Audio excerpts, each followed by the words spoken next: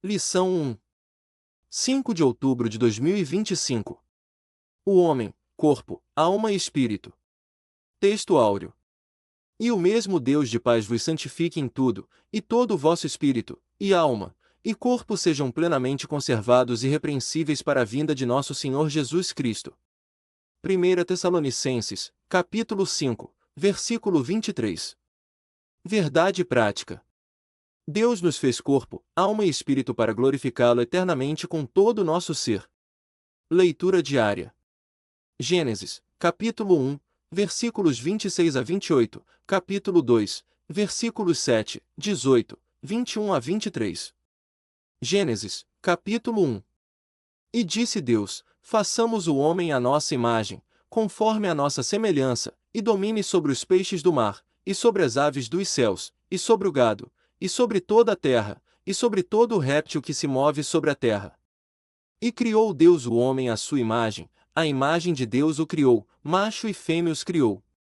E Deus os abençoou e Deus lhes disse: frutificai, e multiplicai-vos, e enchei a terra, e sujeitai-a, e dominai sobre os peixes do mar, e sobre as aves dos céus, e sobre todo o animal que se move sobre a terra.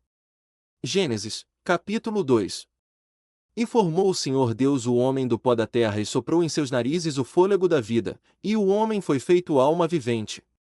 E disse o Senhor Deus: não é bom que o homem esteja só, far-lhe-ei uma adjutora que esteja como diante dele. Então, o Senhor Deus fez cair um sono pesado sobre Adão, e este adormeceu, e tomou uma das suas costelas e cerrou a carne em seu lugar. E da costela que o Senhor Deus tomou do homem formou uma mulher, e trouxe a Adão. E disse Adão: esta é agora osso dos meus ossos e carne da minha carne, esta será chamada varoa, porquanto do varão foi tomada. Comentário. Introdução.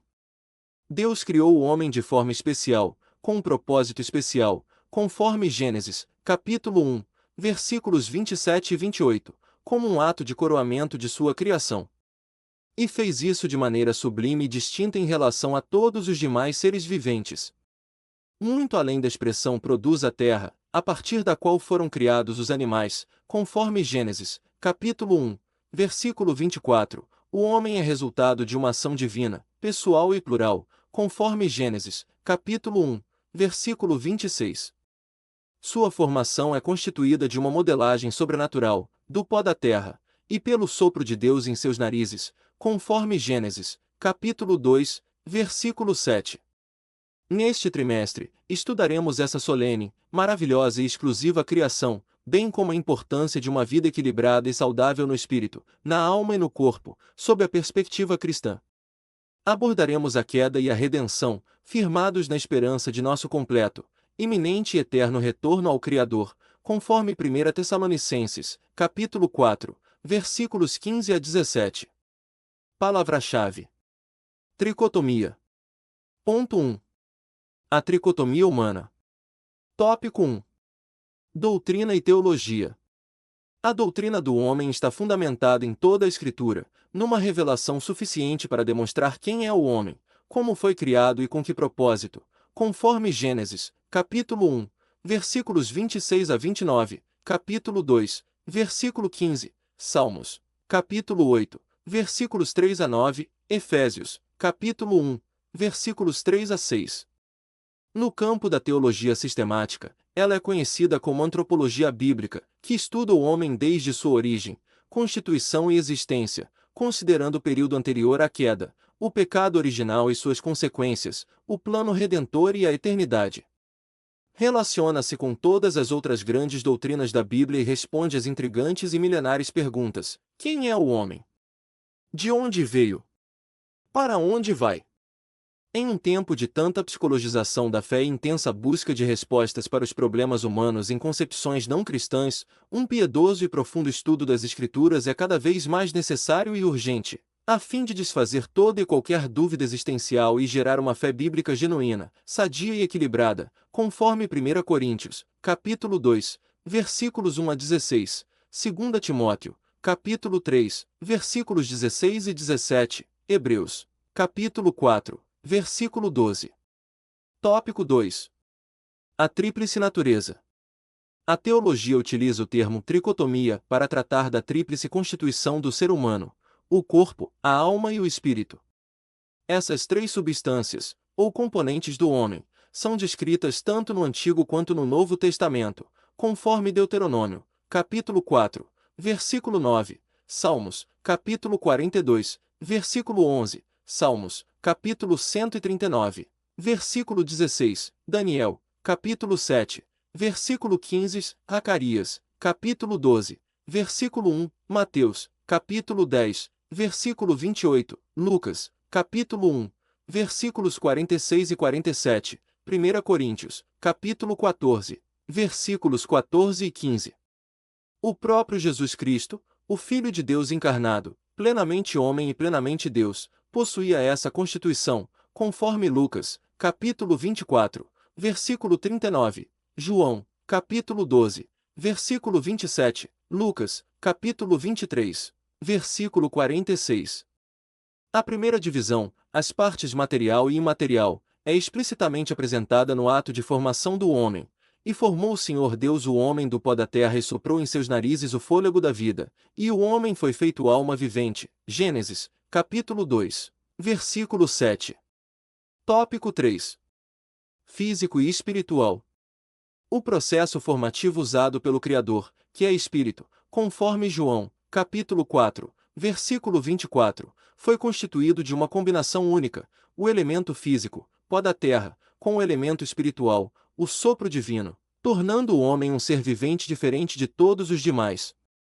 Os anjos são seres espirituais, porém sem corpo material, conforme Salmos, capítulo 33, versículo 6, Hebreus, capítulo 1, versículos 13 e 14. Os animais não possuem a parte material que há no homem, alma e espírito. A alma do animal, sua vida, se restringe ao corpo e se esvai com ele, conforme Levítico, capítulo 17, versículos 12 a 14. Já o termo hebraico para vida, em Gênesis, capítulo 2, versículo 7, alusivo ao homem, é Shaim, no plural, permitindo a expressão literal fôlego das vidas.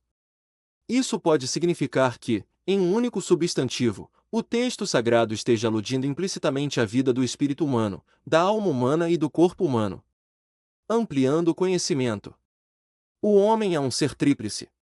Deus, que é trino, criou o homem como um ser tríplice, isto é, composto de corpo, alma e espírito. O Deus trino, isto é, Deus Pai, Deus Filho e Deus Espírito Santo, imprimiu sua semelhança na formação do homem.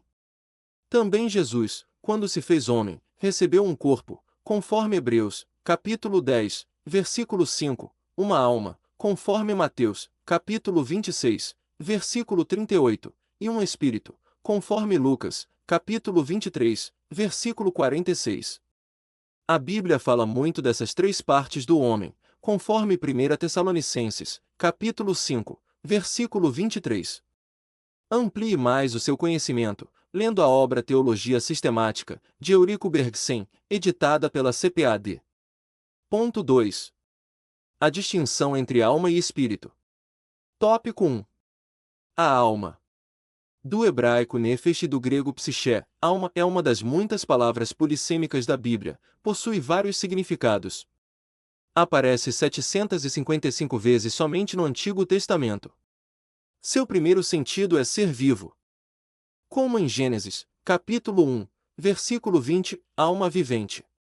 Nesta acepção, a palavra alma é usada também para os animais, conforme Gênesis, capítulo 1, versículo 24, e significa simplesmente vida. A distinção entre a alma do homem e a do animal é evidenciada no processo criativo, procedente do sopro de Deus, conforme Gênesis, capítulo 2, versículo 7, a alma do homem constitui uma substância espiritual, incorpórea, invisível e imortal, conforme Daniel, capítulo 12, versículo 2, Mateus, capítulo 25, versículo 46, Lucas, capítulo 16, versículos 22 a 25, Apocalipse, capítulo 20, versículo 4. É dotada de razão, sentimento e vontade, atributos dados por Deus ao homem para o exercício de sua missão, conforme Gênesis, capítulo 1, versículo 28, especialmente sua vocação relacional com o Criador e com os semelhantes, conforme Gênesis, capítulo 2, versículos 15 a 24, capítulo 3, versículo 8. Isso, aliás, decorre do fato de o homem ser um ser pessoal, criado à imagem de Deus, conforme Gênesis, capítulo 1, versículo 26. A alma é dotada de razão, sentimento e vontade, atributos dados por Deus ao homem para o exercício de sua missão, especialmente sua vocação relacional com o Criador. Tópico 2. O Espírito. Do hebraico rua e do grego pneuma, o espírito do homem provém de Deus e constitui sua principal dimensão. É por meio dele que mantemos nossa comunhão com o Criador, o Pai dos Espíritos, e o adoramos, conforme Hebreus, capítulo 12, versículo 9, João, capítulo 4, versículos 23 e 24. Junto com a alma, e inseparável dela, compõe a parte material do ser humano. É o homem interior que, na linguagem do apóstolo Paulo, aparece algumas vezes em contraste direto com o corpo, o homem exterior, conforme Romanos, capítulo 7, versículos 22 a 25, 2 Coríntios, capítulo 4, versículos 16 a 18, Efésios, capítulo 3, versículos 16 a 19. Como ensina o pastor Antônio Gilberto, em sua Bíblia com comentários, à luz das Escrituras, o Espírito é a fonte da vida recebida de Deus. O Espírito usa e transmite essa vida à alma, que, por sua vez, a expressa por meio do corpo, utilizando seus sentidos físicos para explorar o mundo exterior e dele receber as necessárias impressões. São três elementos que formam um único ser ou pessoa. Ponto 3. A interação das três dimensões. Tópico 1. Corpo, afetos e somatização.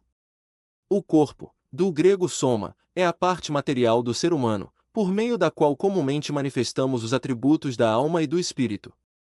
Empregando o vocábulo coração, do hebraico leb, do grego cardia, uma das principais palavras que o Antigo e o Novo Testamentos usam como sinônimo de alma, Salomão bem identificou essa interação ao afirmar: o coração alegre formoseia o rosto. Provérbios, capítulo 15, versículo 13, o coração com saúde é a vida da carne. Provérbios, capítulo 14, versículo 30. O coração alegre serve de bom remédio, mas o espírito abatido virá a secar os ossos. Provérbios, capítulo 17, versículo 22. Identificados como doenças psicossomáticas a partir do século XX, muitos problemas físicos decorrem de crises da alma, e também do espírito, inclusive pecados, conforme Salmos, capítulo 31, versículos 9 e 10, capítulo 32, versículos 1 a 5. E como se multiplicam em nossos dias? Tópico 2. Equilíbrio e saúde. Da mesma forma que o corpo padece por causa de disfunções da alma e do espírito, estes também sofrem por problemas do corpo, naturais ou não. A língua é um dos membros que mais produzem angústias ao ser humano, conforme Provérbios, capítulo 18, versículos 7 e 21, capítulo 21, versículo 23. Tem o nefasto poder de contaminar a pessoa por inteiro, conforme Tiago, capítulo 3, versículo 6. Um viver santo e equilibrado requer constante vigilância e oração, preservando o corpo, alma e espírito de toda espécie de males, o que inclui cuidados físicos e relacionais saudáveis, conforme Colossenses, capítulo 3, versículos 5 a 9, Efésios, capítulo 4, versículos 25 a 32, capítulo 6, versículo 18. Quanto à crescente busca por medicamentos como solução para todo tipo de problema emocional, é preciso discernimento e cautela. O acompanhamento médico e psicológico é importante em situações clinicamente diagnosticadas, mas, quando o problema tem origem espiritual, como crises produzidas por pecados não confessados, os medicamentos não resolvem, no máximo, aliviam os sintomas. Arrependimento e abandono do pecado são essenciais para a verdadeira cura da alma, conforme Colossenses, capítulo 3, versículo 8, Efésios, capítulo 4, versículo 31, Tiago, capítulo 4, versículos 6 a 10, 2 Crônicas, capítulo 7, versículo 14, Isaías, capítulo 53, versículos 4 e 5. Conclusão. Uma correta compreensão espiritual acerca do homem, de sua constituição e propósito é fundamental para uma vida cristã equilibrada, conforme 1 Coríntios, capítulo 2, versículos 14 e 15. Mesmo as almas mais piedosas não encontram verdadeira paz e alegria senão em Deus, o seu Criador, conforme Salmos, capítulo 42, versículo 1, João, capítulo 14, versículo 27, pois a alegria do Senhor é a nossa força, Neemias, capítulo 8, versículo 10. Revisando o conteúdo. Pergunta 1. Como é conhecida a doutrina do homem no campo da teologia sistemática? No campo da teologia sistemática, ela é conhecida como antropologia bíblica. Pergunta 2. A que perguntas milenares a doutrina do homem responde? Responde às intrigantes e milenares perguntas: quem é o homem? De onde veio? Para onde vai? Pergunta 3. Qual o significado de tricotomia? A teologia utiliza o termo tricotomia para tratar da tríplice constituição do ser humano: o corpo, a alma e o espírito. Pergunta 4. Qual a distinção entre a alma dos animais e a alma do homem? A distinção entre a alma do homem e a do animal é evidenciada no processo criativo, procedente do sopro de Deus, conforme Gênesis, capítulo 2, versículo 7. A alma do homem constitui uma substância espiritual, incorpórea, invisível e imortal, conforme Daniel, capítulo 12, versículo 2, Mateus, capítulo 25, versículo 46, Lucas, capítulo 16, versículos 22 a 25, Apocalipse, capítulo 20, versículo 4. Pergunta 5. Como conceituar espírito? Do hebraico rua e do grego pneuma, o espírito do homem provém de Deus e constitui sua principal dimensão. É por meio dele que mantemos nossa comunhão com o Criador, o Pai dos Espíritos, e o adoramos.